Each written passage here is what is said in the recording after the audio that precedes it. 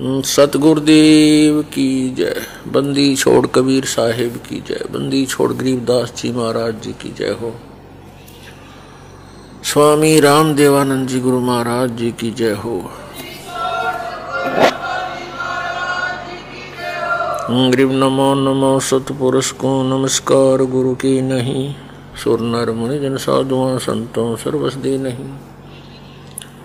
सतगुरु साहेब संत सब डंडो तुम प्रणाम। आगे पीछे मध हुए तिनको जा कुर्बान। पुण्यात्मा, परमात्मा साकार है और एक स्थान पर विराजमान है, वो नर आकार है। आपको दिखाते हैं ढेर सारे प्रमाण वेदों में कि परमात्मा साकार है, नर आकार है, ऊपर के लोकों में विराजमान है, वहाँ से गति करके आता है और अपने तत्व ज्ञान को स्वयं ही सुनाता है, बताता है। कवियों की तरह वो आचरण करता है। जो ये कहते हैं कि परमात्मा निराकार है और वेदों में निराकार लिखा है, उन्होंने वेदों का कैक है भी पता नहीं। और महर्षि दयानंद पूर्ण रूप से अज्ञानी थे, उनको वेदों का कैक है भी ज्ञान नहीं था। आपके सामने अब ढेर सारे प्रमाण प्रस्तुत करते हैं। पुण्यात्माओं, ये दयानंद के चेले कहते हैं रामपाल ने ना तो संस्कृत आती, ना वो विशुद्ध रूप से उच्चारण कर पाता। अरे भले आदमियों, जैसे कोई बालक है, छोटा सा बच्चा तोतला बोलता हो तो माँ उसकी सारी भाषा समझती है। भी केव चाव है, दूध मांगे है, रोटी मांगे है। रोटी कहेगा तो भी माँ समझ जाएगी रोटी मांगे है। दूध दू करेगा तो भी समझ जाएगी दूध मांगे है। तो नो समझ लो, दास उस परमात्मा का बालक है और मेरा परमात्मा मेरी सारी भाषा समझता है। और इन आचार्यों ने और इन विद्वानों ने, दयानंद के चेल्या ने सारी उम्र खोदी गछामी गछामी करता ने। और ये दयानंद के चेले नो कहे रामपाल ने वैदिक रीति से वेद नहीं पढ़े। ये दयानंद ने तुमने पढ़ रखे वेद काट दी टाट, ज्ञान भर दिया, कख भी नहीं पता इन लोगों को। और सबसे बड़ी खुशी तो ये मनानी चाहिए, इनको कुछ अकल आनी चाहिए जो विरोध कर रहे हैं दास का, कि ये कहते हैं रामपाल ने संस्कृत नहीं आती और ये सारे ग्रंथ खोल के दर दिए। तो यही दिमाग से काम ले लो। Who is Rampal? ये दास उस परमात्मा का। ये रामपाल दास उस परम पिता का, उस परमेश्वर कबीर देव का दास है। उसकी दी हुई बुद्धि से सब सद ग्रंथों को समझा है। कहते 9 मन सूत उड़जिया, ये ऋषि रहे झकमार। और सतगुरु यानी तत्वदर्शी संत ईसा सुलझा दे, उड़ जाए दूजी बार। अब ईसा सुलझा दिया है, इस कलयुग में नहीं उड़ सकता भी। अब ये थोड़े से दिन में ये ट्या ट्या करने वाले हैं ना विरोधी, सिर पटक कर बैठ जाएंगे। जनता इन्हें बोलने नहीं देगा। बच्चा बच्चा भी बस चुप हो जाओ, तेरे दिन सुन ली तुम्हारी ये बकवाद। अरे सामने प्रमाण दिखा रहा है। दास ने गला पड़ा लिया और जेल तक जा लिया इस सच्चाई को ऊपर लाने के लिए, और ये फिर भी बकवाद कर रहे हैं। इस दास ने तो न्यौछावर कर रखा है जीवन परमात्मा के लिए। परमात्मा के बच्चों तक इस तत्व ज्ञान को पहुंचा कर छोड़ूंगा, चाहे कुछ भी बीतो मेरे साथ।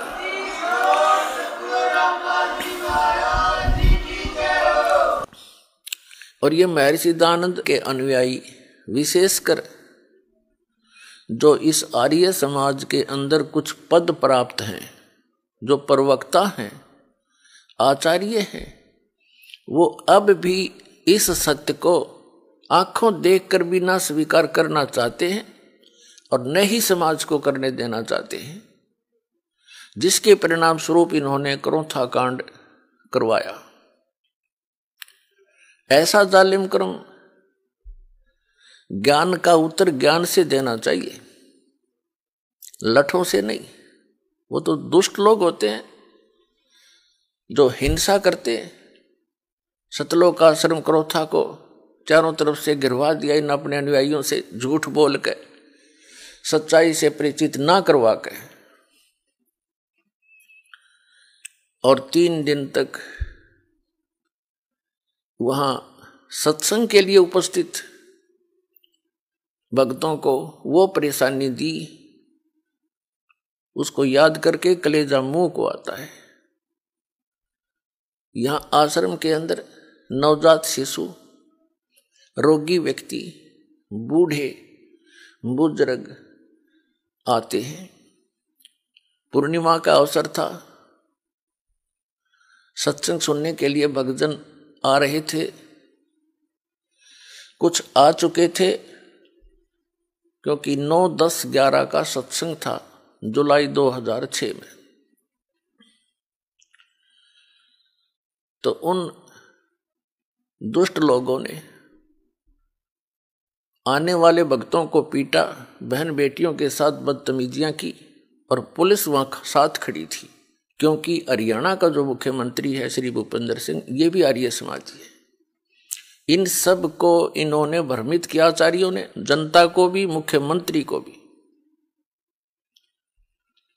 कि आश्रम के अंदर बहुत बुरा कर्म होता है। सच्चाई नहीं बताई कि दानंद के अज्ञान की खाल तार दी, उनको भ्रमित किया।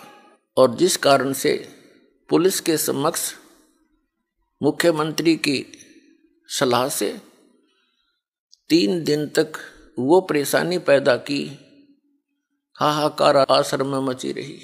रोगियों को दवाई नहीं, बच्चों को दूध नहीं, क्योंकि बाहर से कोई भी सामग्री अंदर नहीं आने दी।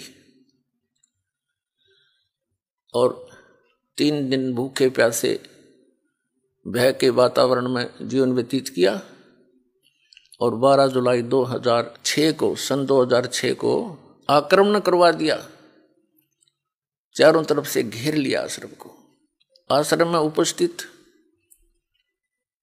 भक्तों ने उन बूढ़े बुजुर्ग, रोगी और नवजात शिशुओं की और लेडीज की, बहनों की रक्षा के लिए हवाई फायर किए।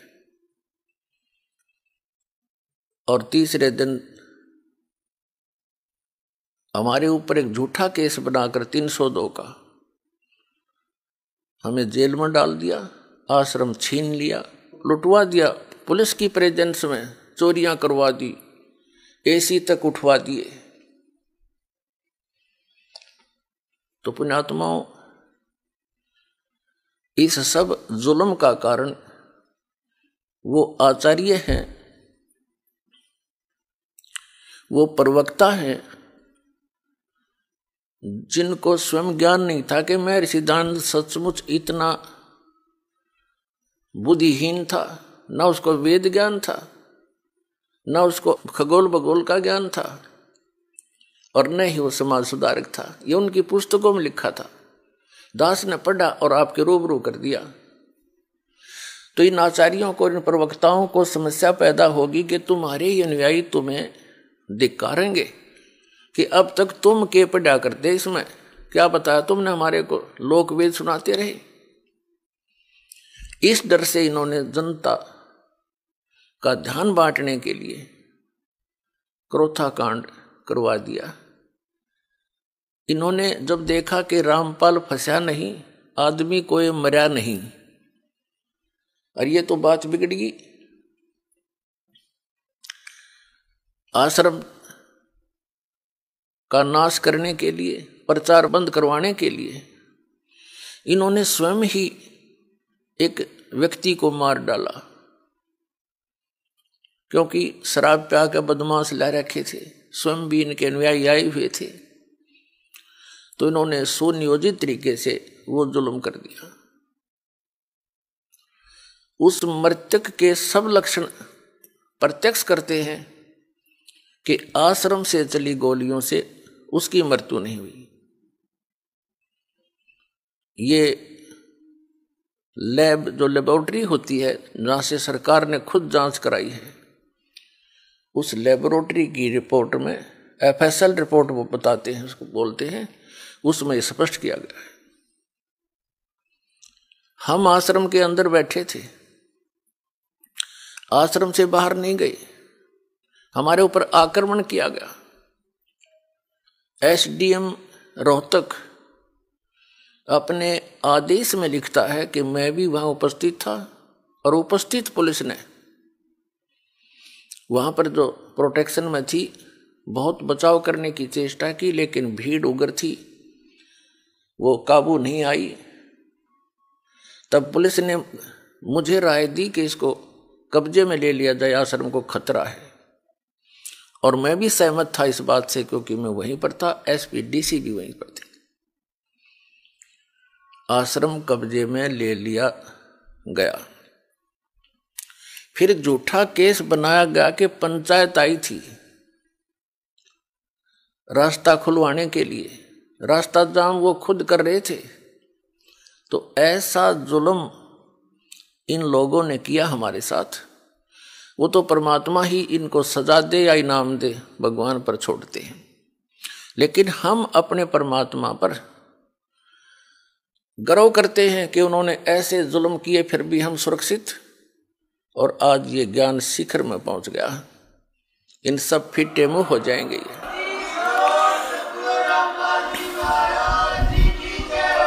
गदर मचा रखे नकली संतों, आचार्यों, शंकराचार्यों ने, दुनिया डबो दी। इतने बोल जी उनको नाश करें, इनको पता नहीं कि इतना कीमती जीवन है इनका, और इस सत साधना से इनको यहां भी सुख है और वहां जाएंगे जहां सदा सुखी।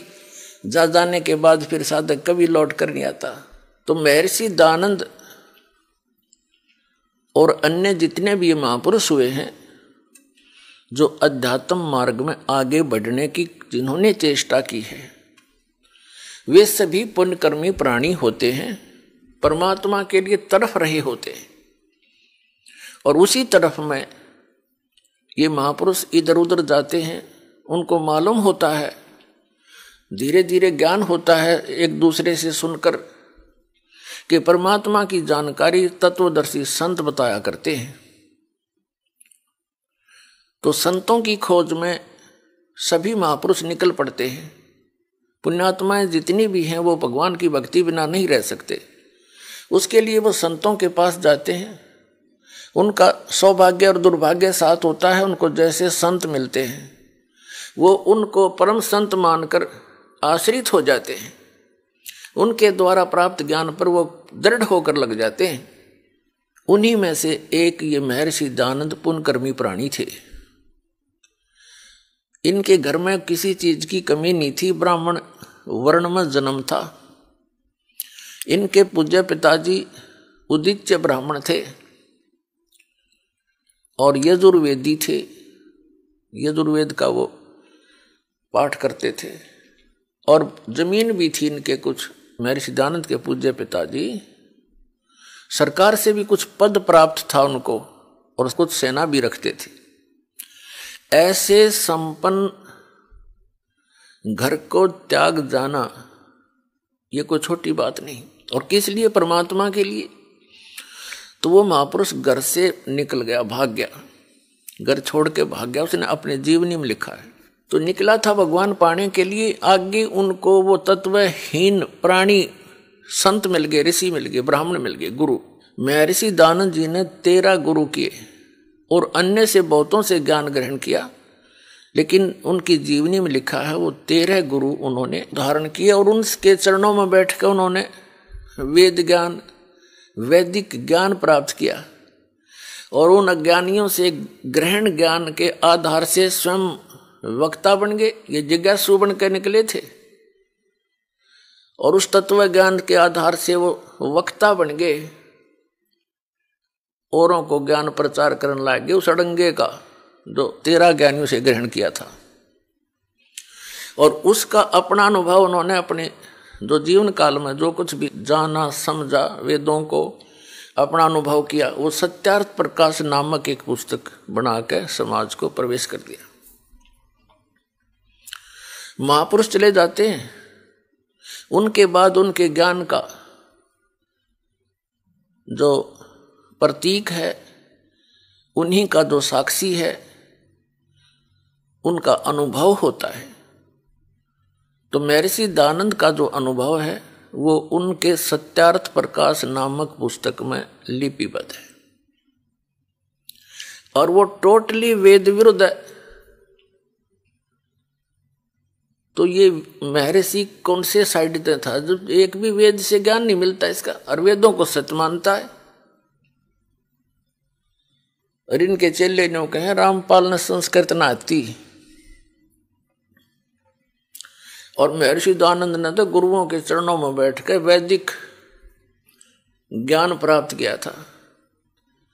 अब जिन गुरुओं से उसने जैसा ज्ञान प्राप्त किया था वैदिक, अब इसके सत्यार प्रकाश से और वेदों से तोल कर यह दास दिखाओगा।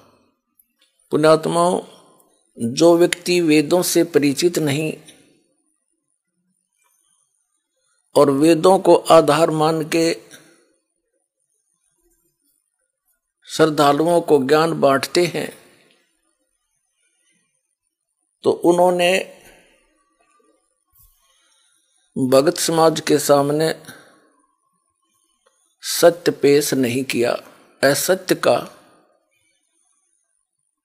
डंडोरा पीट दिया, असत्य की बुनियादी कर डाली। आर्य समाज के व्यक्ति सभी ये मानते हैं कि महर्षि दयानंद जी वेदों के पूर्ण विद्वान थे, और वो ये भी मानते हैं कि महर्षि दयानंद जी ने वेदों के आधार से सत्यार्थ प्रकाश नामक पुस्तक की रचना की है। और ये भी कहते हैं आर्य समाज और महर्षि दयानंद तथा वेद परमात्मा को निराकार मानते हैं। आर्य समाज और महर्षि दयानंद तो कुछ भी मानते रहो, पर वेदों का नाम लेकर भी क्यों झूठ बोलते हो तुम? वेदों को क्यों बदनाम करते हो? देखिएगा, वेद परमात्मा को साकार बताते हैं, नर आकार बताते हैं, सशरीर बताते हैं। उसका नाम कबीर देव है, कबीर। हम उसको कबीर साहब कहते हैं। महर्षि दयानंद जी और उनके अनुयायी नहीं मानते कि परमात्मा कहीं ऊपर किसी एक स्थान पर विराजमान है, जबकि वेदों में ढेर सारे प्रमाण हैं कि परमात्मा एक स्थान पर ऊपर के लोक में रहता है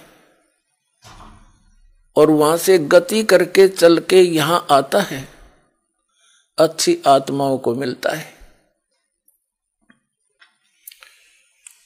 अब आपके समक्ष इन्हीं आर्य समाज के प्रवर्तक महर्षि दयानंद सरस्वती जी द्वारा अनुवादित तथा उनके ही अनुयायी आचार्यों द्वारा अनुवादित वो वेद रूबरू करते हैं, जिनमें परमात्मा सशरीर नर आकार मनुष्य सदृश है, राजा के समान देखने में ऊपर के लोक में विराजमान है, वहां से गति करके यहां आता है और अच्छी आत्माओं को मिलता है।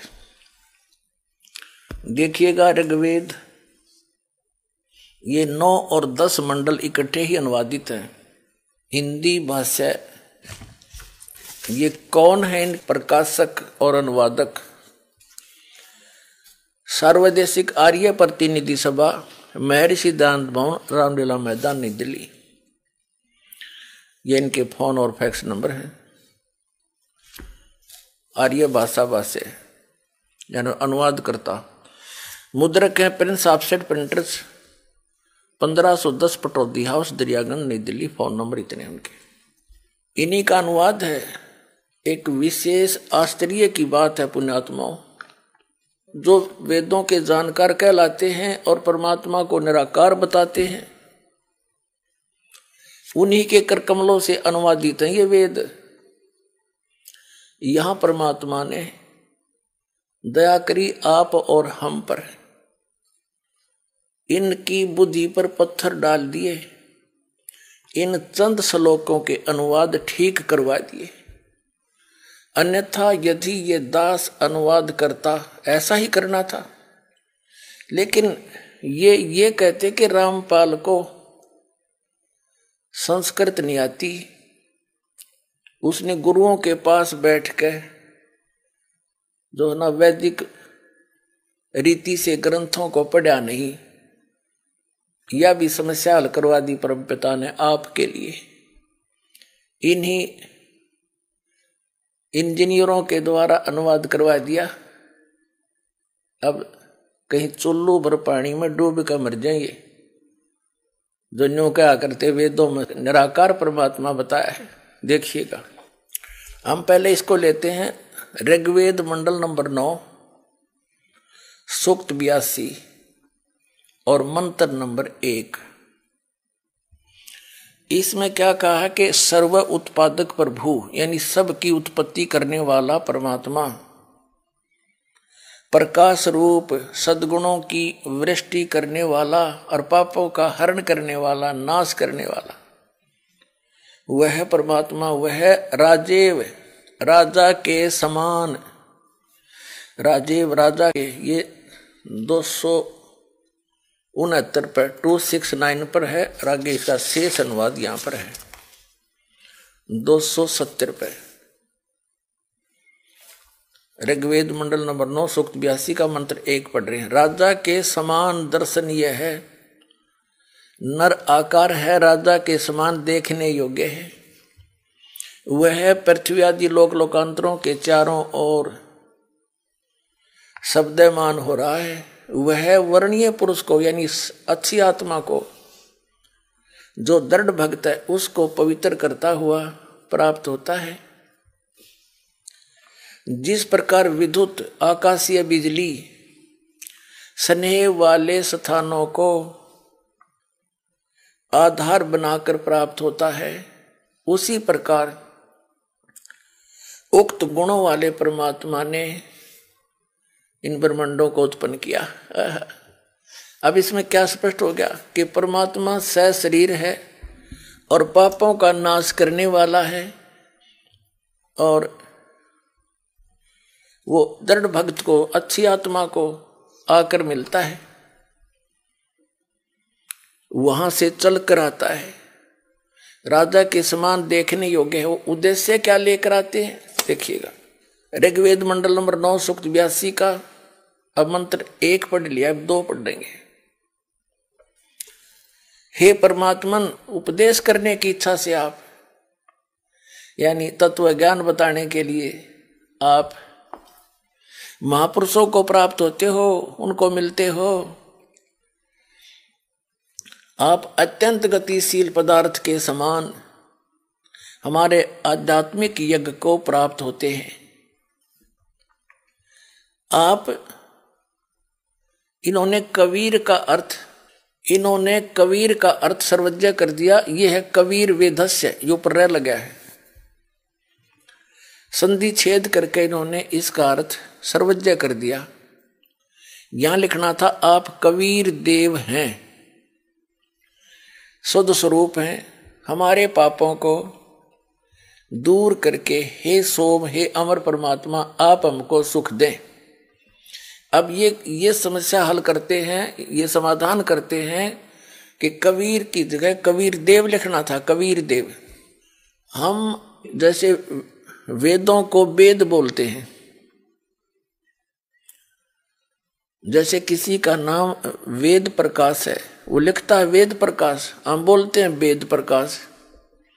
तो ऐसे ही हम वेदों को वेद बोलते हैं और कबीर को कबीर बोलते हैं, कबीर को कबीर।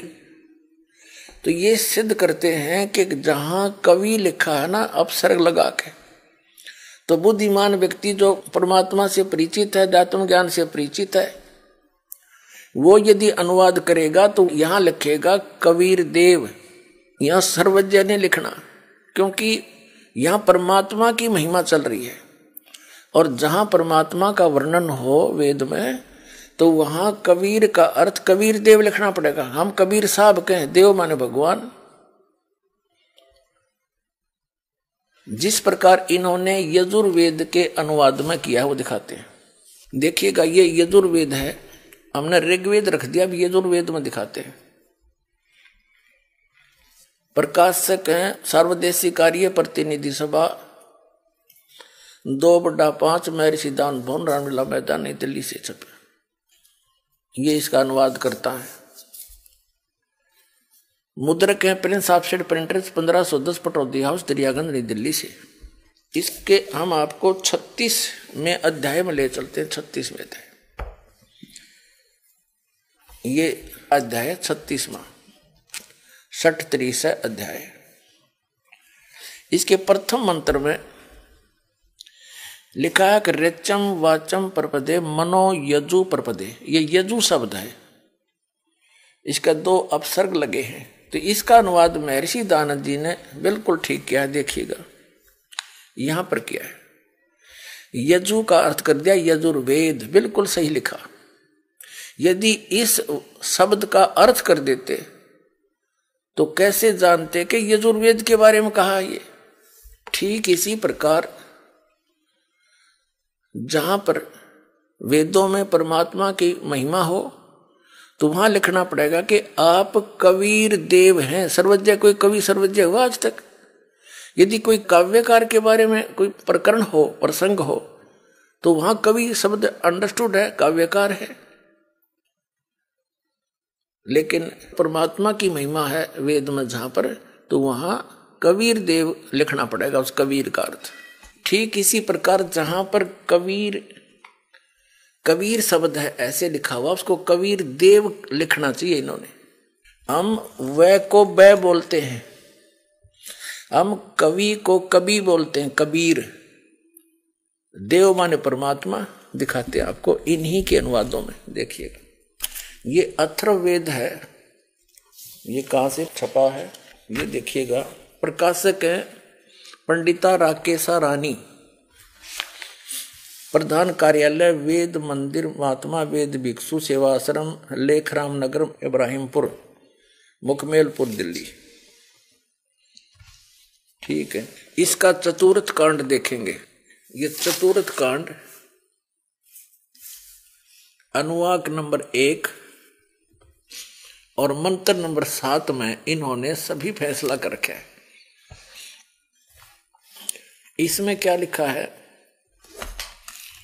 कि संस्कृत में ये अथर्वणम पित्रम देवबंधु बृहस्पतिम नमसा अवगच्छात त्वम विश्वेशाम जनीता यथा स कबीर देव न दबायत सवधावान।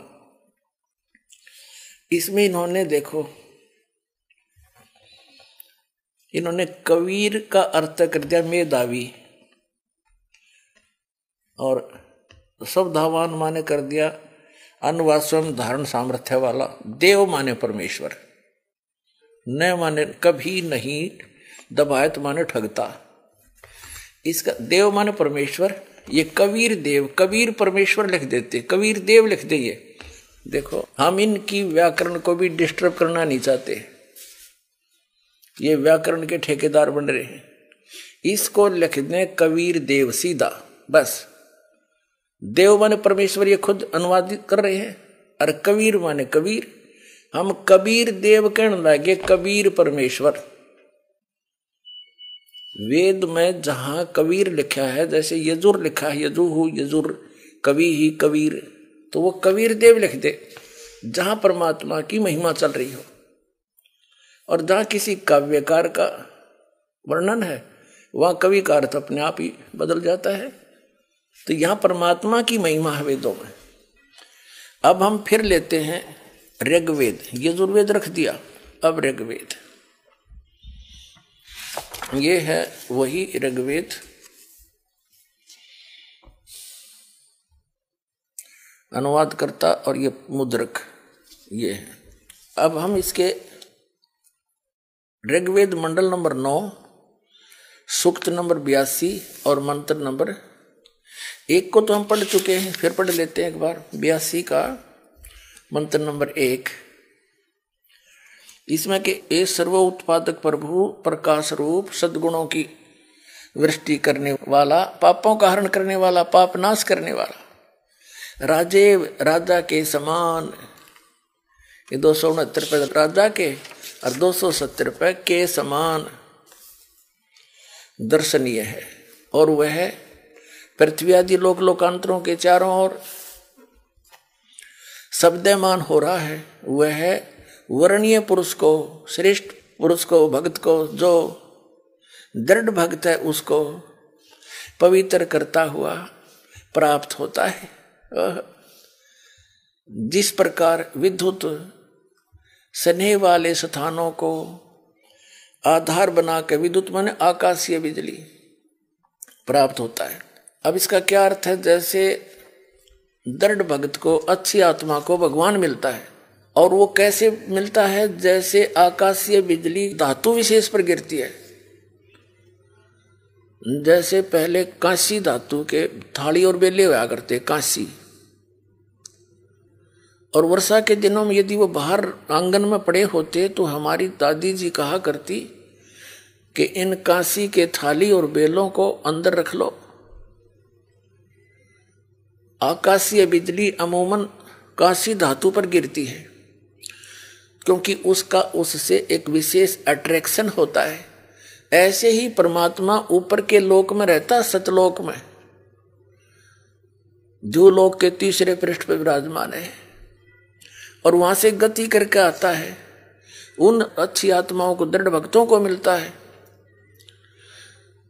जो उनके मार्ग को आगे बढ़ा सके, विचलित ना हो, जो दृढ़ भक्त हो, उनसे उस परमात्मा का विशेष अट्रैक्शन होता है। वो परमात्मा किन किन को मिले हैं?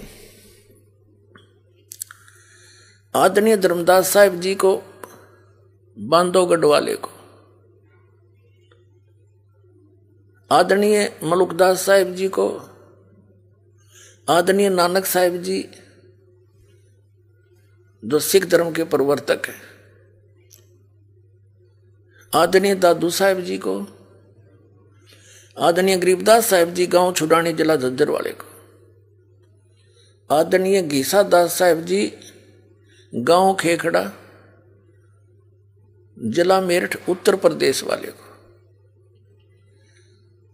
और आदरणीय महर्षि रामानंद जी को। तो इन महापुरुषों के बारे में दास को जानकारी है, जिन दृढ़ भक्तों को परमात्मा आकर मिले।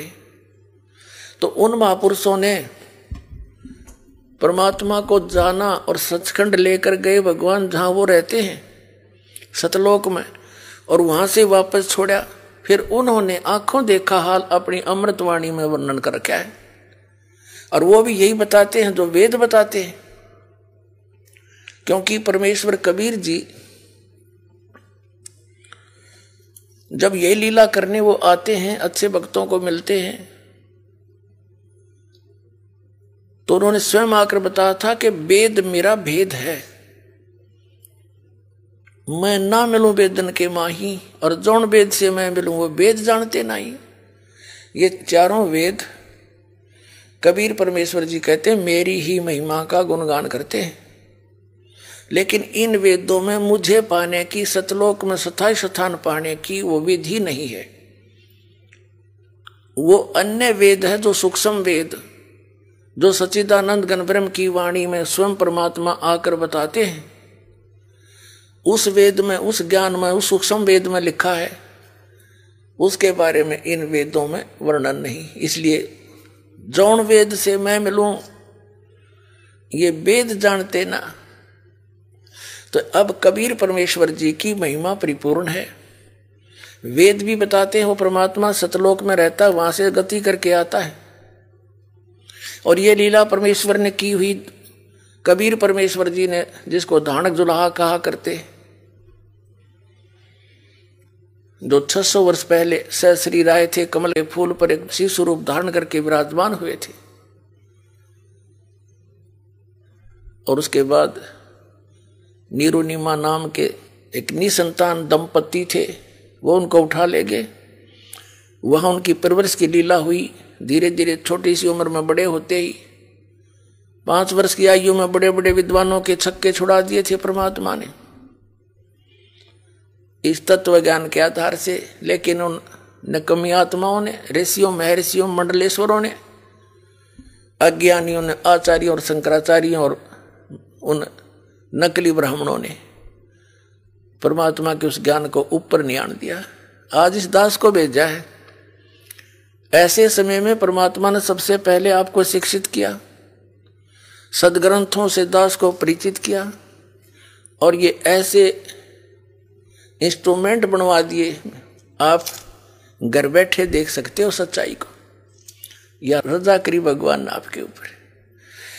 तो प्रसंग चल रहा है, परमात्मा वेदों में सशरीर है, मनुष्य दृश्य है और वो राजा के समान देखने योग्य है, एक स्थान पर रहता है, वो भी प्रमाण करते हैं। वो किस उद्देश्य से आता, वहां से गति करके देखिए।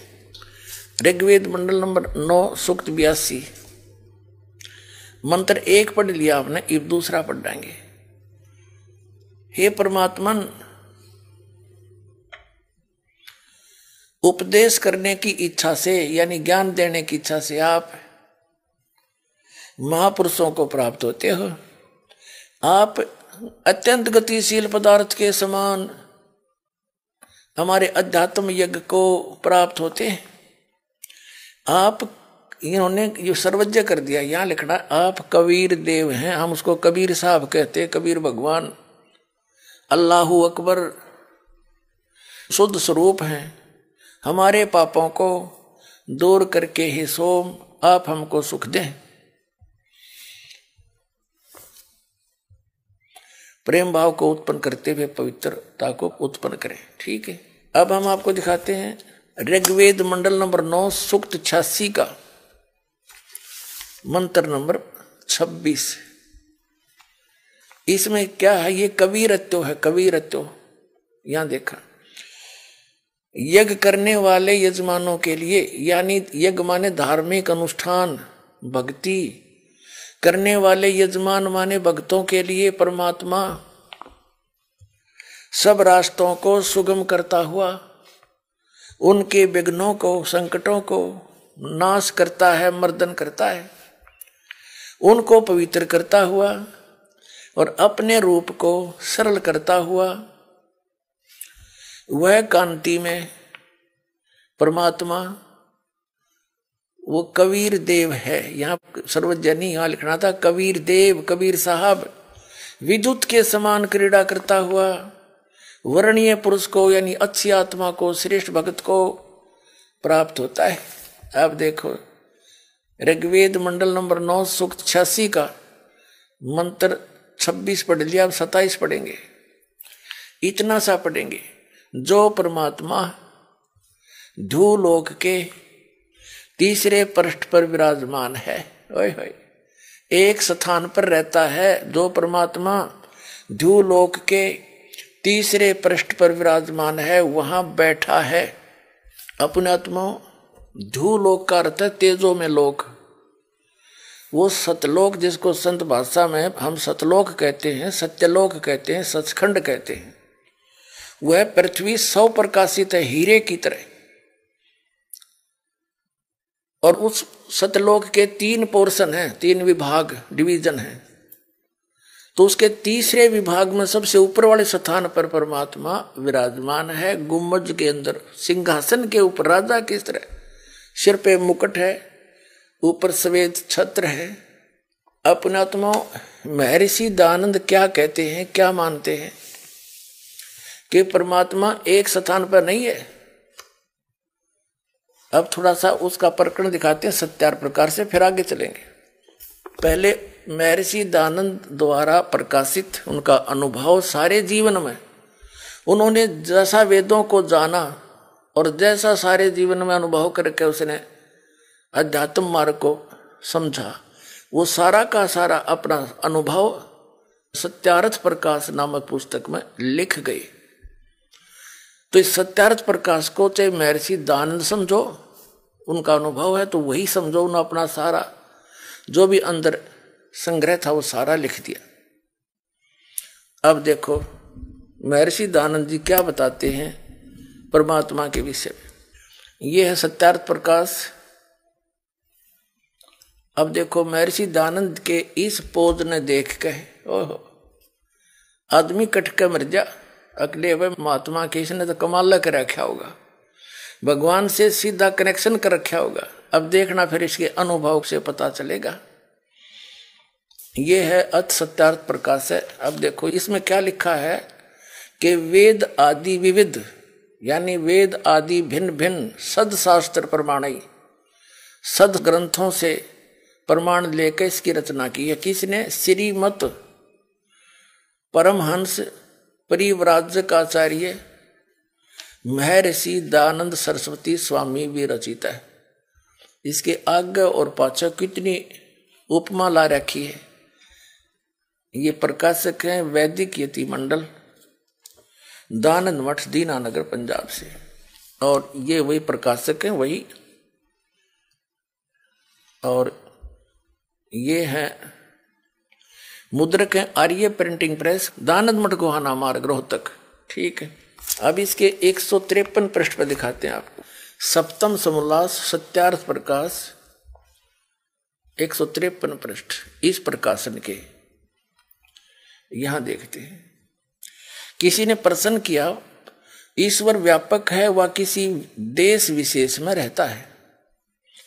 उत्तर महर्षि दयानंद का व्यापक है, क्योंकि जो एक देश में रहता तो सर्व अंतर्यामी, सर्वज, सर्वनियंता, सबका सृष्टा, सबका धर्ता और प्रलय करता नहीं हो सकता। आपत देश में कर्ता की क्रिया का अभाव है। अब ये स्पष्ट कर दिया महर्षि दयानंद ने कि परमात्मा एक देश में नहीं रहता, एक देश में रहकर वो सारी सृष्टि न रचा क्यों करे। ये तो एक जड़मती व्यक्ति के विचार होते हैं। परमात्मा के वचन में इतनी शक्ति, एक शब्द में सब कुछ रच दे वो। फिर भगवान मारे जैसा हो गया तो फिर परमात्मा क्या आएगा। और दिखाते हैं कि महर्षि दयानंद ने इसी सत्यार्थ प्रकाश में इसी बात पर कटाक्ष किया है मुसलमान धर्म के ऊपर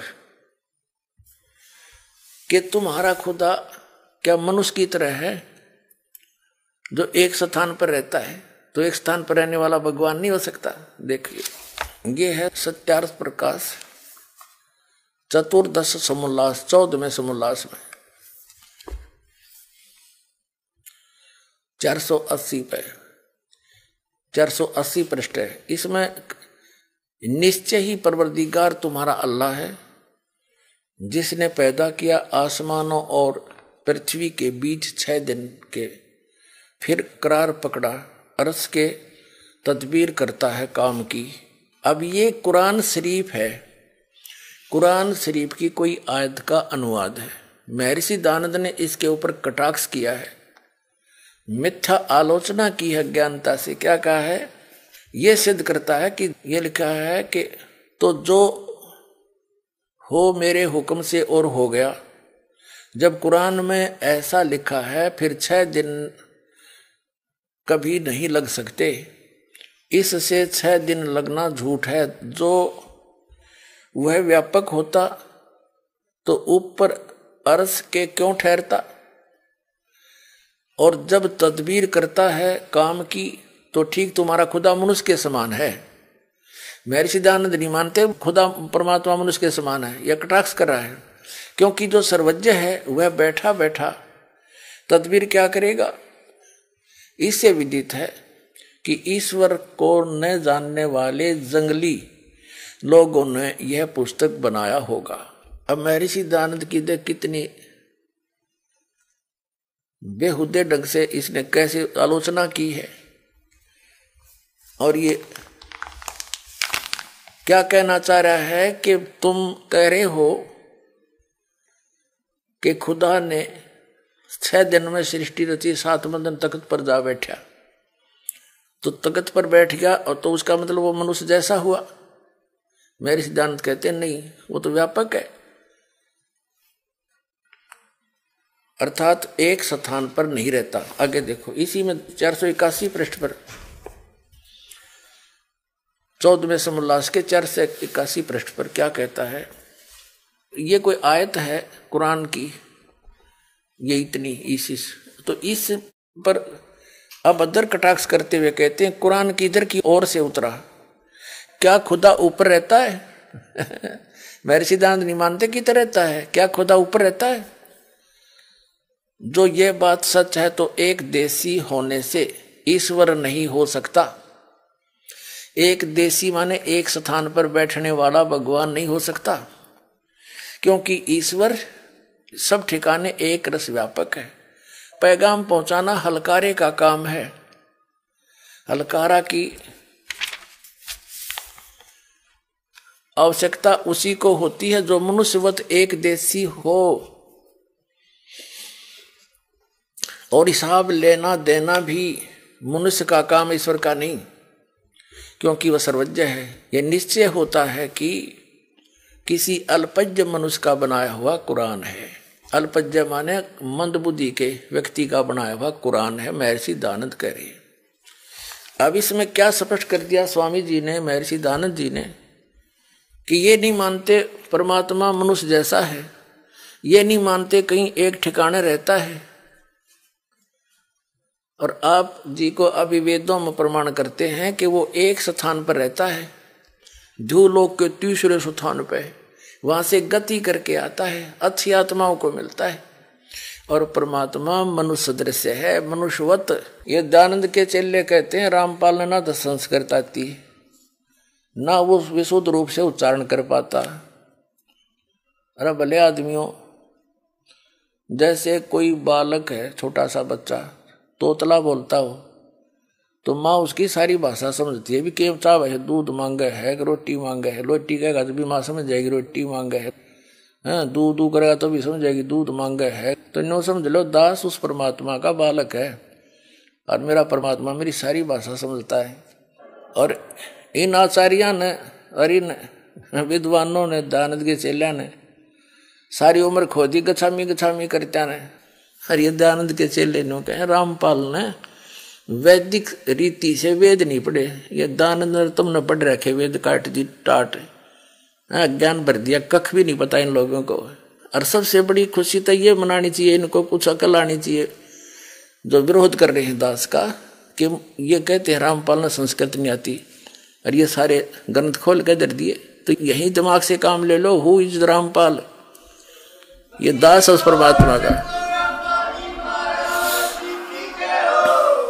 आर्य समाज और महर्षि दयानंद तो कुछ भी मानते रहो, पर वेदों का नाम लेकर भी क्यों झूठ बोलते हो तुम।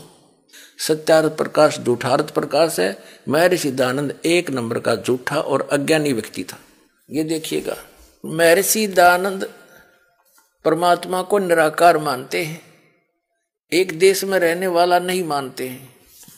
ये इनका सत्यार्थ प्रकाश ही आपको फिर दिखाते हैं। ये वही सत्यार्थ प्रकाश है, ये वही है।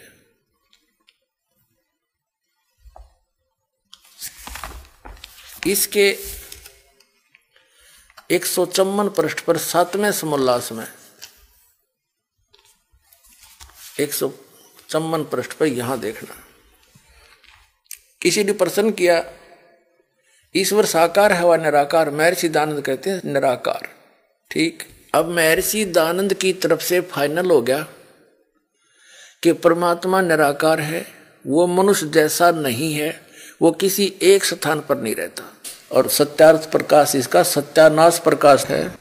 और एक हर्ष की बात है, खुशी की बात है कि महर्षि दयानंद जी वेदों को सत्य मानते हैं और कहते हैं, लिखा है उन्होंने कि वेद में जो लिखा हमें स्वीकार्य है और वेद के विरुद्ध हम किसी की बात को नहीं मानेंगे।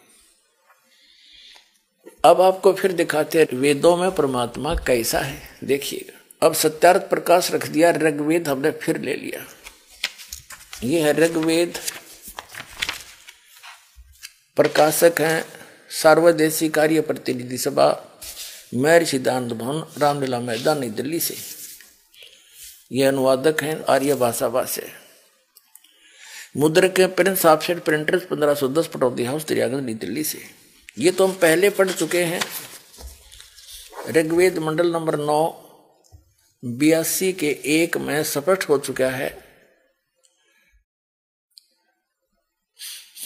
कि सर्वोत्पादक प्रभु, प्रकाश स्वरूप, सद्गुणों की वृष्टि करने वाला, पापों के हरण करने वाला, वह राजा के समान है। 269 पे है ये और 270 पे है। राजा के समान दर्शन ये है, देखने में राजा के समान मनुष्य दृश्य है, और वो पृथ्वी आदि लोक लोकांतरों के चारों ओर शब्दमान हो रहा है। वह वर्णीय पुरुष को जो दृढ़ भक्त है उसको पवित्र करता हुआ प्राप्त होता है।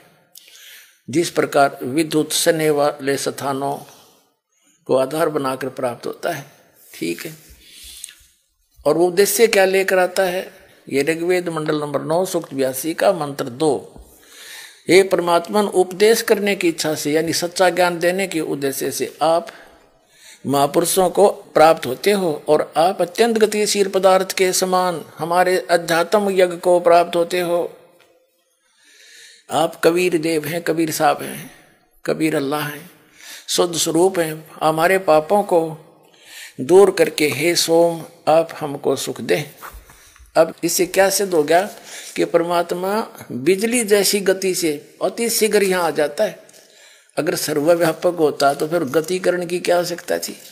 अब फिर आते हम ऋग्वेद मंडल नंबर 9 सूक्त 86 के और मंत्र नंबर 26 में। यह हमने पढ़ लिया पहले आप जी ने। और यहाँ अब हम सिद्ध करते हैं कि परमात्मा एक स्थान पर रहता है। ऋग्वेद मंडल नंबर 9 सूक्त 86 का मंत्र 27। जो परमात्मा ध्युलोक के तीसरे पृष्ठ पर विराजमान है वहां रहता है। यानी तीसरे पृष्ठ पर सतलोक के जो तीसरा पोर्शन है सबसे ऊपर वहां रहता है। और एक और दिखाते हैं इसी ऋग्वेद के कति कंसेप्ट क्लियर हो जाएगा आपका। ये देखिएगा ऋग्वेद मंडल नंबर 9 सूक्त 54 चम्मन का और मंत्र नंबर 3।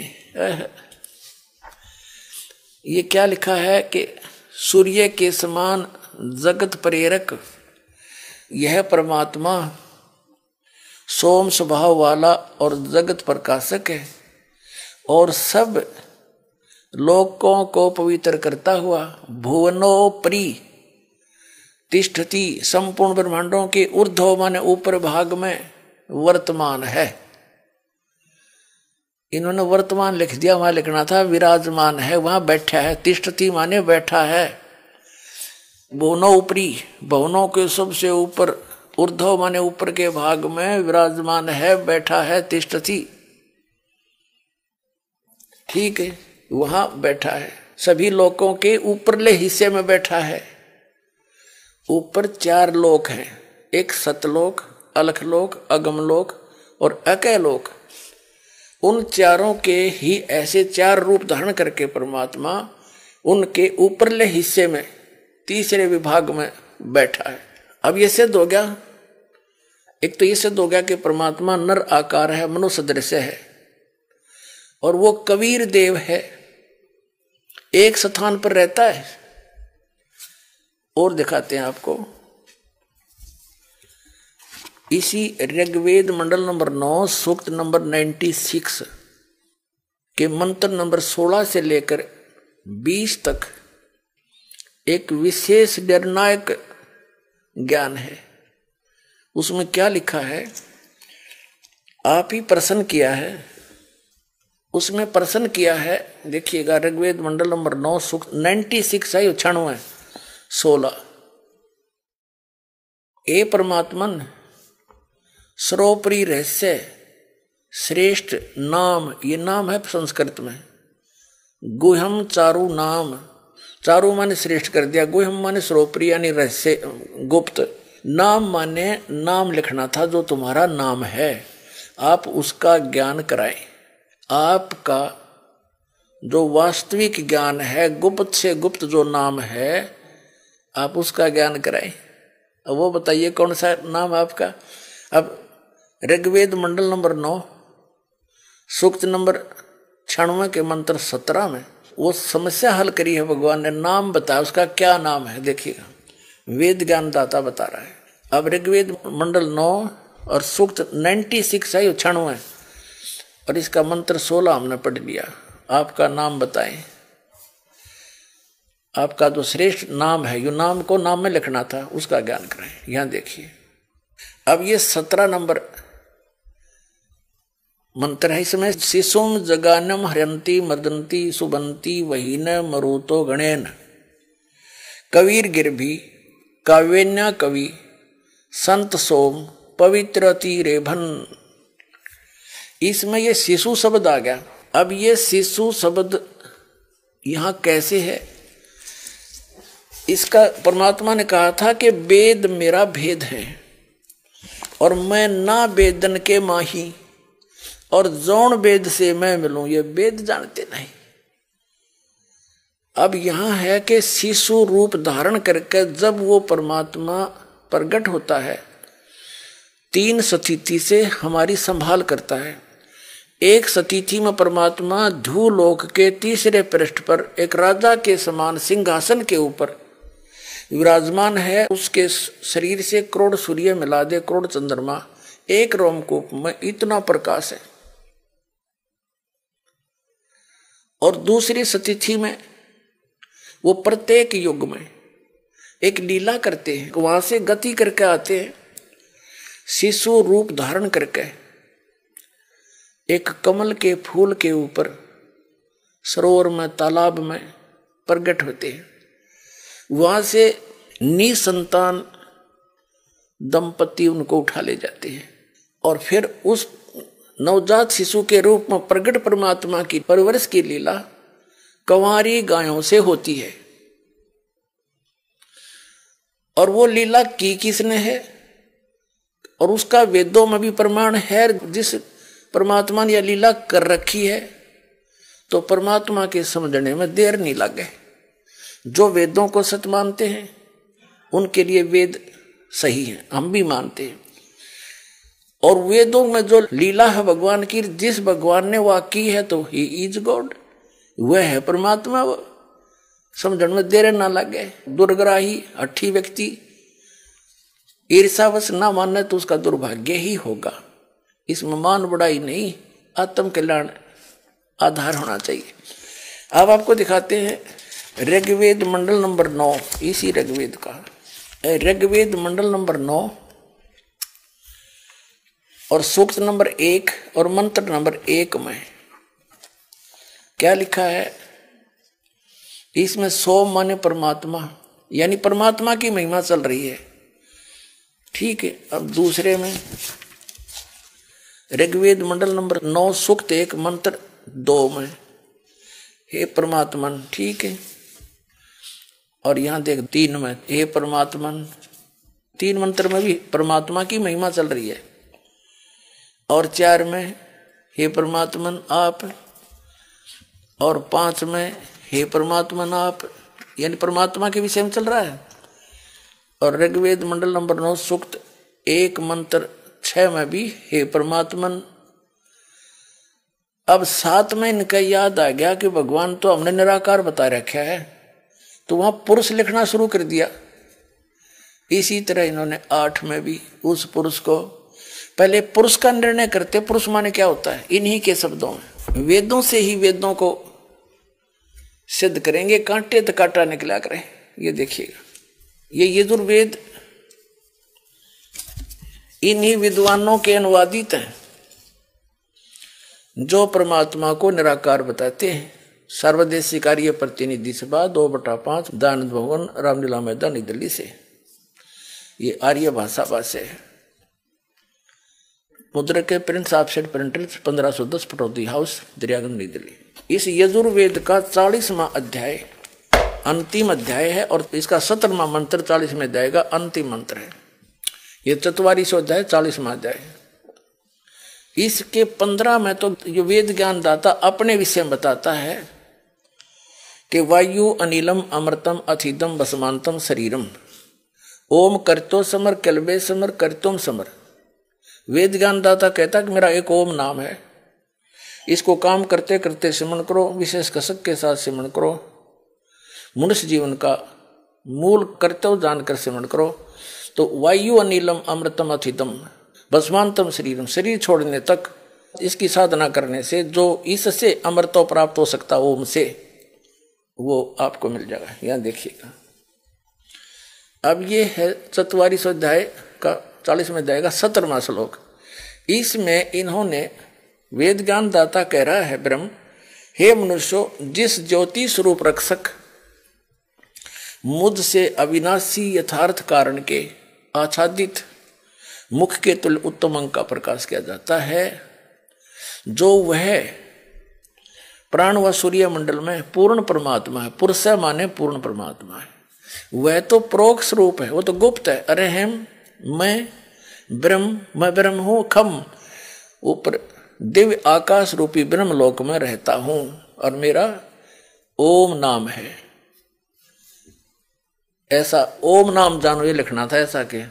अब सिद्ध हो गया कि पुरुष जहां पर लिखा है उसका अर्थ है पूर्ण परमात्मा, महर्षि दयानंद के शब्दों में। हम फिर ऋग्वेद पर आगे यजुर्वेद रख दिया।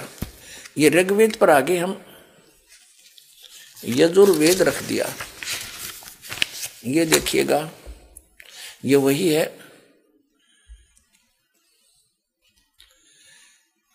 और अब हम इसके ऋग्वेद मंडल नंबर 9 सूक्त 1 के 6 तक तो परमात्मा लिखते रहे, ये 6 मंत्रों में। और 7वें में याद आ गया, उस पुरुष को लिख दिया। और 8वें में भी पुरुष लिख दिया। यहां लिखेंगे हम उस पूर्ण परमात्मा को। पुरुष माने पूर्ण परमात्मा को उग्र गतियां प्रेरणा करती हैं, और भासमान शरीर को, तेजोमय शरीर को वह पुरुष यानी वो परमात्मा प्राप्त होता है। आगे देखो, और जिसमें 3 प्रकार से दूसरों का कल्याण, वर्ण मन कल्याण करने वाला मधुमेह शरीर मिलता है। इसका क्या भावार्थ है कि वो पूर्ण परमात्मा उसको उग्र गतियां प्रेरणा करती है। यदा यदा ही धर्मस्य गलानी भवती भारत। वेद ज्ञानदाता कहता है कि जब यहाँ धर्म के प्रति नफरत हो जाती है, अधर्म बढ़ जाता है, तो मैं अपने अंश अवतार सृजन करता हूं राम और कृष्ण के रूप में। और फिर वो अधर्म का नाश करते, धर्म स्थापित करते। उनका तरीका क्या है? राम और कृष्ण का आपने देखा होगा। रावण को मारा, करोड़ों आदमी मर गए। परशुराम जी थे उन्हीं के अवतार विष्णु के, उन्होंने अक्षत्रियों को मारा लाखों की संख्या में। फिर श्री कृष्ण जी आए, उन्होंने भी ऐसे ही राक्षसों को मार कर धर्म स्थापना करने की चेष्टा की। लेकिन शांति कैसे हुई? जैसे कुछ लोग मार दिए और वो तो शांति और बढ़ गई। उनकी पत्नियां विधवा होगी, बालक अनाथ हो गए, उनकी पत्नियों के साथ बचे हुए लोगों ने ना जाने के दुर्व्यवहार किए, वो तो दुनिया गिला दी उन्हें। तो ये तो तरीका है उन काल ब्रह्म के द्वारा भेजे गए उनके भगवानों का, पुत्रों का। और अब वो पूर्ण परमात्मा शांति स्थापना कैसे करता? वो ज्ञान से करता है, और वो स्वयं आता है और सबको ज्ञान देता है। तो जैसे यहां लिखा है कि उस परमात्मा को उग्र गतियां यानी बहुत भयंकर स्थितियां जब पृथ्वी पर हो जाती हैं, उनसे प्रेरित होता है, और फिर वो एक अन्य हल्का तेज पुंज का रूप धारण करके यहां प्रकट होता है। उस परमात्मा का 3 स्थिति में शरीर है। एक तो आपको बता दिया सतलोक में रहता है, सिंहासन पर राजा के समान बैठा है, सिर पे मुकुट है, ऊपर छत्र है। वेद भी बताते हैं जिन महापुरुषों को परमात्मा मिले और ले गए वापस छोड़ा, उन्होंने भी यही बताया। अरस कुरुस पर समेत गुमत है, जहां परमेश्वर का डेरा, सवेत छत्र सिर मुकुट विराज है, और देखत ना उस चेहरे नु। एक स्थिति वहां रहते हैं उनके, जो सतलोक में रहता परमात्मा सिंहासन पर बैठे राजा के समान, उनके एक रोमकूप में करोड़ सूर्य मिला दे, करोड़ चंद्रमा। इतना तेज है उस रूप में। न्यू का न्यू यहाँ आ जाओ उसी शोभा से, तो हम देख नहीं सकते, हमारी चरम दृष्टि बंद हो जा। तो इसलिए परमात्मा अन्य हल्के तेज पुंज का अपने रूप को सरल करके आता है। ऋग्वेद मंडल नंबर 9 सूक्त 86 के मंत्र 26 में आपने देखा कि अपने रूप को सरल करता हुआ हल्के तेज पुंज का करके आता। जैसे एक कमरे में 4-5 टाइप की ट्यूब लाग रही हो, 1000 की, एक 500 की, एक 100 की, और एक 10 वाट की या 0 की। जब फुल रोशनी होती है तो सभी जगा ले, उनकी आवश्यकता हो, और सबको बंद करके 0 का बल्ब ऑन रख लिया, पर्याप्त प्रकाश है उसमें, उसको उसकी आवश्यकता उतनी है तो उतना ही रहेगा। ऐसे ही परमात्मा अपने शरीर के नूर को हल्का कर लेता है, कम कर लेता है, फिर वहां से चलकर आता है। अब दूसरी स्थिति आपको बता दी कि नवजात शिशु के रूप में कमल के फूल पर प्रत्येक युग में एक लीला करता है ऐसी, और सरोवर में कमल के फूल पर आता है, जिस कारण से जल के ऊपर विराजमान होने के कारण परमात्मा नारायण कहलाता है। नार माने जल, उसके ऊपर आकर विराजमान होने के कारण वो परमात्मा नारायण कहलाता है। और वहां से निसंतान दंपति उन्हें उठा ले जाते हैं। और तीसरी स्थिति में परमात्मा जब चाहे अन्य एक साधु ऋषि का रूप बनाकर, महात्मा का रूप बनाकर कहीं प्रकट हो जाता है और अच्छी आत्माओं को मिलते हैं, उनको फिर ज्ञान देते हैं, अध्यात्म ज्ञान से परिचित कराते हैं। अब दूसरी प्रकार के शरीर में वो परमात्मा शिशु रूप धारण करके आता है, दूसरी प्रकार की लीला करता हुआ, तो उसका प्रकरण देखिएगा। जब वो परमात्मा शिशु रूप धारण करके आता है और उसको निसंतान दंपति कमल के फूल से उठा ले जाते हैं, तो उनकी परवरिश की लीला कंवारी गायों द्वारा होती है। वो पूर्ण परमात्मा होता है जो ऐसी लीला करता है, ये वेद बताते हैं। देखिएगा ऋग्वेद मंडल नंबर 9 सूक्त 1 का अब मंत्र नंबर हम 8 पढ़ चुके हैं, अब 9वां पढ़ेंगे। इमम माने उस सोम स्वभाव वाले श्रद्धालु पुरुष को, इन्होंने यहाँ सोम माने उस परमात्मा को, ये अपने करकमलों से लिख रहे हैं। ये देखिएगा इसी के प्रथम मंत्र में सोम माने परमात्मा, इस प्रथम मंत्र में सोम माने सोम स्वभाव परमात्मा, ठीक है परमात्मा। इसी परमात्मा का जिक्र चलता चलता 9वें श्लोक में आगे ऋग्वेद मंडल नंबर 9 सूक्त 1 मंत्र 9 में, इसमें भी शिशुम शब्द है। यहां लिखा कि उस सोम माने उस परमात्मा को, परम पुरुष को, अमर पुरुष को, जो शिशु रूप में प्रकट होता है, उस समय सब प्रकार से अधन्या माने बिना दनाई गायें तृप्त करती हैं। अब अधन्या का अर्थ होता है, जैसे हमारे लोकल क्षेत्र में हरियाणा में जो गाय नए दूध ना हुई है, उसने ये कहते हैं ये बिना दनाई है। अधन्या बिना धनाई यानी जिसको बैल ने टच ना करा हो, जो गर्भवती ना हो। और अभिअधन्या जिसको बैल ने कभी टच ही ना किया हो, कंवारी। अभी अधन्या धेनवय यानी कुंवारी गायों के द्वारा, गौओं के द्वारा उस शिशु रूप में प्रकट परमात्मा के परवरिश की लीला होती है।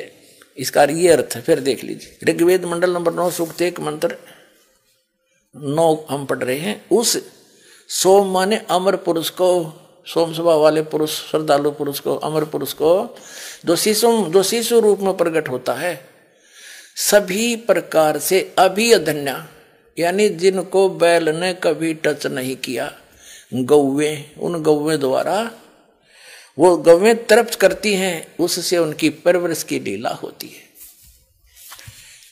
जो वेदों में लिखा है, वर्णन है वो परमात्मा की महिमा, और ऐसी लीला जिसने की हो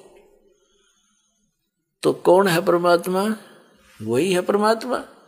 अब दिखाते हैं 600 वर्ष पहले उस कबीर देव ने, कबीर साहब ने, जिसको दानक दुल्हा कहा करते थे, उसने ये लीला की है, वो भगवान है। दिखाते हैं उनकी जीवनी में 600 वर्ष पहले जो लीला की थी वो आदरणीय धर्मदास साहिब जी ने लिपिबद्ध कर रखी है। देखिएगा ये है पवित्र कबीर सागर, जिसमें परमात्मा की लीला वर्णन है। जब कबीर साहब आए थे, संपूर्ण 11 भाग, खेमरा श्री कृष्णदास प्रकाशन बम्बई।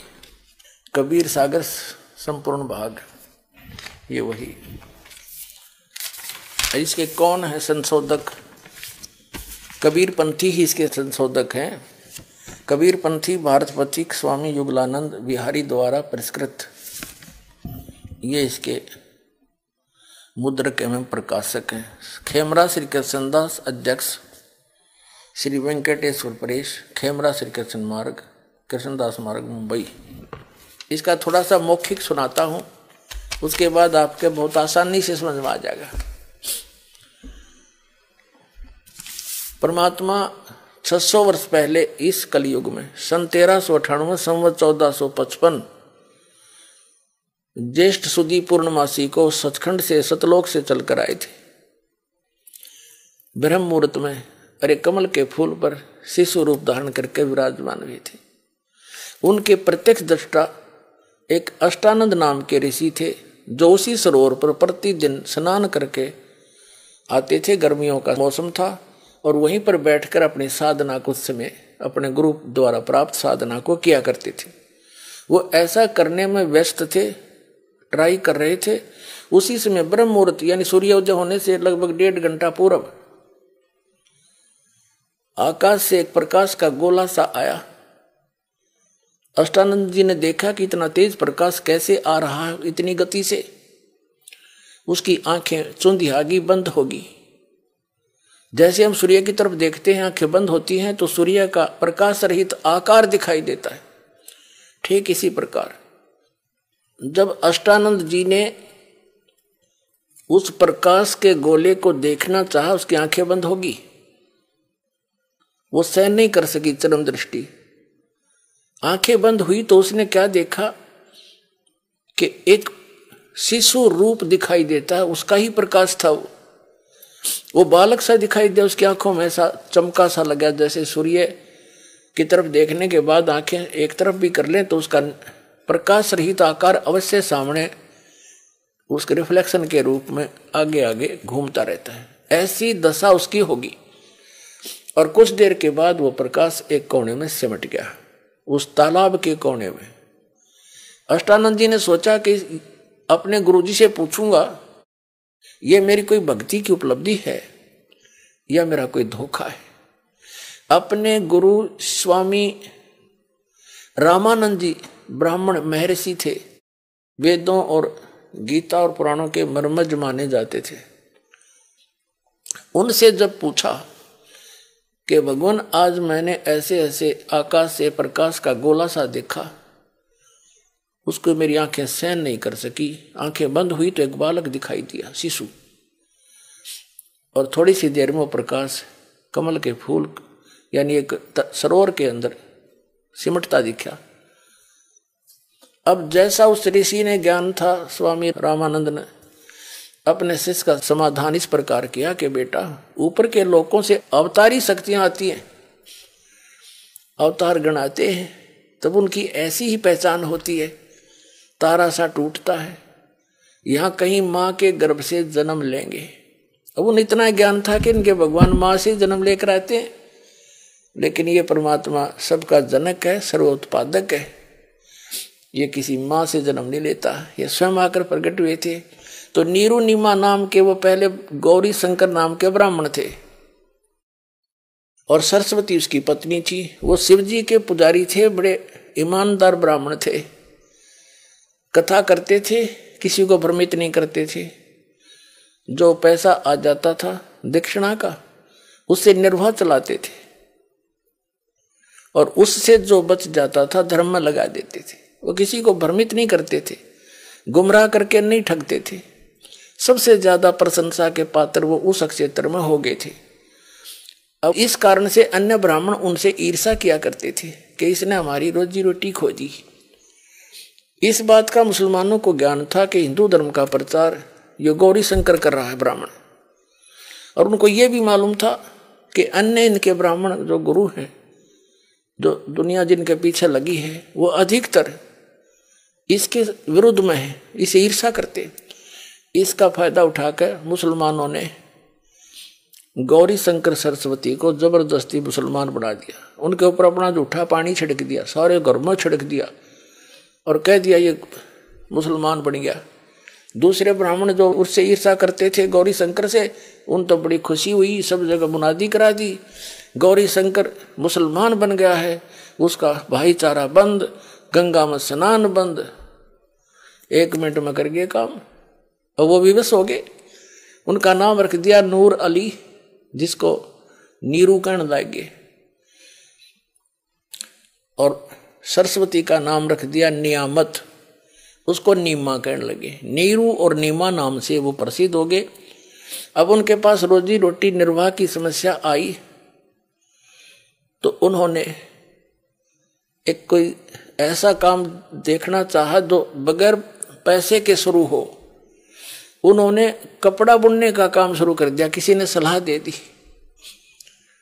और कपड़ा बुनने में कुछ नहीं करना, 4 लकड़ के लठ गाड़ने होते हैं, तार पूरा अपना उस पर लागे करने, जिस कारण से वो जुलाहा कहलाए। वो निसंतान थे, आयु बहुत होगी थी, 60 वर्ष के आसपास। उनका गंगा में स्नान करना बंद करा दिया था, तो वो उस लहर तारा तालाब में स्नान करने जाया करते जहां परमात्मा आकर विराजमान हुए थे कमल के फूल पे। वो लहर तारा तालाब उसका नाम इसलिए पड़ा था कि वर्षा के दिनों में जब गंगा दरिया फुल स्विम में यानी खूब बहकर चलती और भरकर चलती थी, तो गऊ घाटों के ऊपर से ओवरफ्लो होकर के पानी उछल कर लहरों से एक सरोवर का रूप धारण कर लेता था और सारा वर्ष निर्मल जल गंगा का पवित्र रहता था। उसमें कमल के फूल उगे हुए थे। वे प्रतिदिन वहां स्नान करने जाते थे। वो उनकी झोंपड़ी से लगभग 4-5 किलोमीटर की दूरी पर था। तो प्रतिदिन स्नान करने जाना था, उधर से परमात्मा ने आना था। वो निसंतान थे, वहां से मालिक को कमल के फूल पर पाकर बड़े प्रसन्न हुए। लंबी कहानी फिर बताएंगे, लेकिन आज प्रसंग कोई और है। वो घर ले आए। अब 25 दिन हो गए, कुछ ना खावा ना पीवे, मुंह बंद कर ले। बड़े चिंतित हुए। नीमा बड़ी परेशान होगी कि हे शंकर भगवान, या तो युद्ध देना ही नहीं था। लाल अपने रो पीट का टाइम पास कर रहे थे और आज आपने लाल दिया बच्चा दिया है, अब ये कुछ खा पी नहीं रहा, भगवान भी वापस ले रहे हो। बहुत बुरी तरह रो रही थी कि कहा था कि यदि ये बच्चा मर गया तो साथ मरूंगी, फाइनल फैसला। तो परमात्मा ने सोचा बुढ़िया मरेगी। शिव जी को प्रेरित किया, शिव मंडल से, शिव के लोक से एक साधु रूप बना कर आया और कहा माई क्यों रो रही है, कारण पूछा, बताया। साधु रूप में खड़े शिव जी ने कहा कि देखा तेरा बेटा कहाँ, लाइए। नीमा परमात्मा को पालने से उठा के लाई और सोची महात्मा के चरणों में डाल दूं, बच्चे की जान बख्श दे। जो ही चरणों में डालना चाहा, बच्चा आकाश में उड़ गया और उस साधु शिवजी के सिर के समान हवा में खड़ा हो गया, ऐसे ठहर गए। अब शिवजी समझ गए कि माई ये तो बहुत सिद्धि वाला बालक है। ऐसे हाथ किया शिवजी ने उसके हाथों में आगे और 7 बार चर्चा करी दोनों ने। परमात्मा ने कहा नवजात शिशु रूप में कि महात्मा जी इनसे कहो कुंवारी गाय लाओ, उसका दूध पीऊंगा मैं। अब नीमा से कहा शिवजी ने कि तेरे पति को बुला और एक कुंवारी गाय लाओ और कोरा बर्तन लाओ को मार के, एक छोटा सा मटका। ऐसा ही किया गया। फिर बोले भगवान 25 दिन की लीला में आयु में कि महात्मा जी आप इसके ऊपर थपकी लगा दो बछिया के कमर पे, तब यह दूध देगी। शिवजी ने थपिया लगाई, थपकी लगाई, लंबे लंबे सतन हो गए। पात्र वो नीचे रखा हुआ था कोरा, वो चल पड़ा, दूध अपने आप ने खूब जोर से धार बंध गई और पात्र भरते रुक गया। वह गाय फिर डेली दूध देने लगेगी, कुंवारी गाय। अपने आत्मा ये लीला किसने की जो वेद बताते हैं, वो ऐसी लीला करता जब शिव स्वरूप में प्रकट होता है। उग्र गतियां प्रेरणा करती है उसको। जब हाहाकार मच जाता, 600 वर्ष पहले आए थे परमात्मा, ऐसी शांति कर गए थे, अभी तक चल रही थी वो। अब 50 वर्ष से फिर बिजली गिर गई, हाहाकार मच गई। एक माया माया दिखाई देती है, कितना जुल्म हो गया, हाहाकार मचिए। अब ये धर्म की स्थापना फिर होगी इस दास के माध्यम से और फिर से शांति होगी। तो उस समय परमात्मा जब आए थे 600 वर्ष पहले, ये लीला की थी। और लिपिबद्ध की हुई है 600 वर्ष पहले की, आज की नहीं है ये। तो इसे आसानी से समझ में आ जाएगा हु इज गॉड, जिसके बारे में वेद भी बताते हैं और वो लीला कर रखी है। देखिएगा, ये कबीर सागर संपूर्ण 11 भाग, खेमरा श्री कृष्ण दास प्रकाशन, बंबई।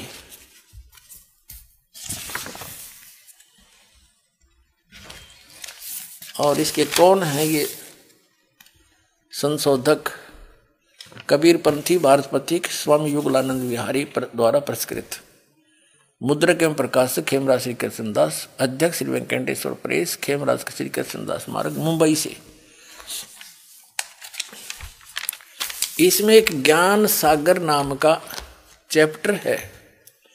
इसके 74 पृष्ठ पर सुन जुल्हा मन भयो आनंदा, जिमी चकोर पायो निशि चंदा, और ले सुत चले हर्ष मन कीन्या, उस लड़के को उठाकर वहां से चल पड़े। तासो पुनस अस बोल ही लीना, सुत काशी को ले चले लोग देखण ते आव, लोग देखण आव जब इतने सुंदर बालक ने। अन्न पानी बख्शे नहीं, अन्न पानी खावे नहीं, जुल्ला शोक जनावे। जुल्ला ने फिर चिंता होगी।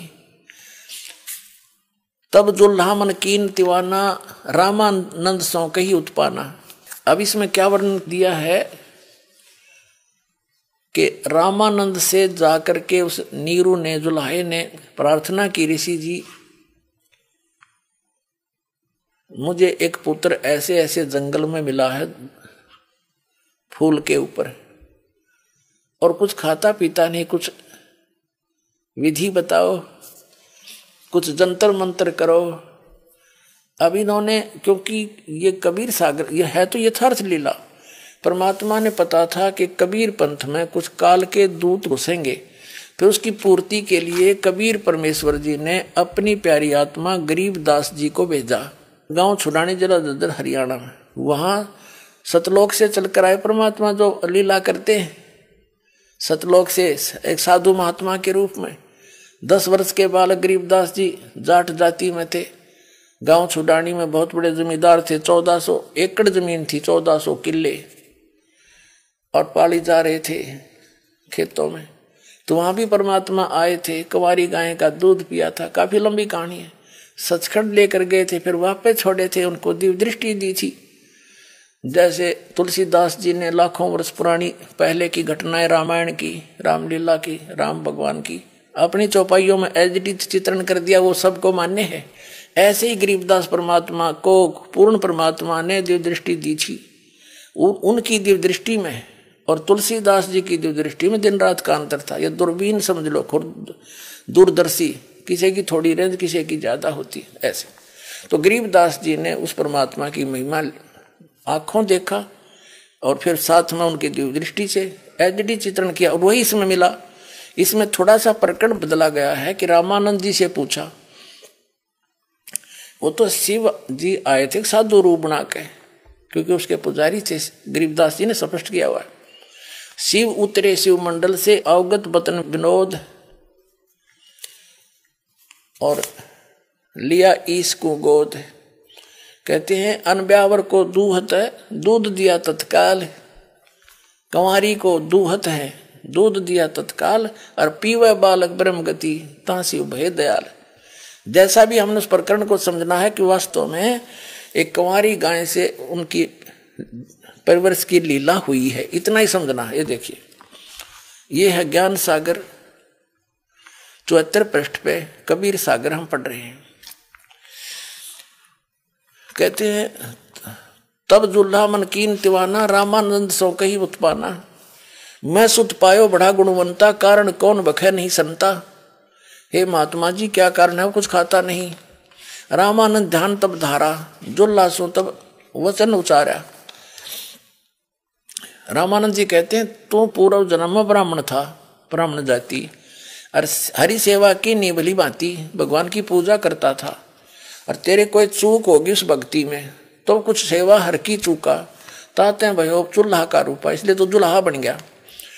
और प्रीति प्रभु गए तुर लीनी, तेरी उस प्रीत को परमात्मा ने स्वीकार कर लिया, और ताते उद्यान में सुत तो दीना, इसलिए तेरे को जंगल में एक पुत्र दिया है। अब नीरू कहे मैंने जिसा करया उसा पा गया, पर मेरा बालक भूखा मरे है। हे प्रभु जस कीनो तस पायो, आरत हो तो दर्शन आयो, संकट निवारण के लिए मैं तेरे पास आया हूँ। सो कहिए उपाय गोसाई, बालक अक्षुदावंत कुछ खाई। ऐसा उपाय बताइए गोसाई स्वामी जी कि भूखा बालक कुछ खा ले। रामानंद अस युक्ति उचारा, तुम सुत कोई ज्ञानी अवतारा, तेरा बेटा कोई विद्वान पुरुष है। और बचिया जाही बैल नहीं लागा, सो लेठाड करते ही आगा। जिस बचिया को बैल ने टच नहीं कराया हो, यानी कंवारी, और उसको ला करके वहां खड़ा कर दे। दूध चले ते थनत, दूध दरो छिपाए, अक्षुदावंत जब हो ताको देखवाए। वो दूध निकलेगा उस कंवारी गाय के थनों से, उस दूध को छुपा कर रख दियो और फिर वो भूखा हो जब पिला दियो। जुल्हा एक बछिया ले आवा, कंवारी बछिया, और चलो दूध कोई मरम न पावा। चलो दूध जुल्हा हरसाना, राख छिपाए कहो नहीं जाना। दूध, अब देखो, दूध तब पीवत नाम कबीरा, खेलत संत संग मत धीरा। अब यहाँ इन्होंने, क्योंकि सच्चाई छुपा नहीं करती, इन्होंने विचलित होकर कह दिया, जैसे किसी ने टोक दिया होगा वो दूध कौन आया था, ऐसा जो नीरू ने बताया, तुमने देखा, तो विचलित हो गए कबीरपंथी, उन्होंने रामानंद का नाम ले दिया। जैसे भी घटना या नौकी नो घटी है, वो दूत कौन था? फिर वो गुप्त आए थे भगवान शिव जी, गरीबदास जी ने अपनी अमृतवाणी में स्पष्ट किया हुआ है। तो हमने सिर्फ इतना देखना था कि वो परमात्मा शिशु रूप धारण करके आए, कमल के फूल पर विराजमान हुए, नीरू निमा नाम के जुल्हा उठा ले गए। उनके परवरिश की लीला बालकपन में कुंवारी गाय से हुई, और ये हमारे वेद बताते। तो वो जब आता है ऊपर के लोक में रहता है, वहां से गति करके आता है, और फिर उस शिशु रूप में प्रगट परमात्मा की परवरिश की लीला कुंवारी गाय से होती है। अब फिर देखिएगा ऋग्वेद मंडल नंबर 9 सूक्त नंबर 1 मंत्र 9 में। अब हमने ऋग्वेद उठा लिया, ये सर्वदेशी कार्य प्रतिनिधि सभा महर्षि दान भवन रामला मेहरा नई दिल्ली से छुपी है। ये उनका अनुवाद करता है, ये उनके मुद्रक हैं।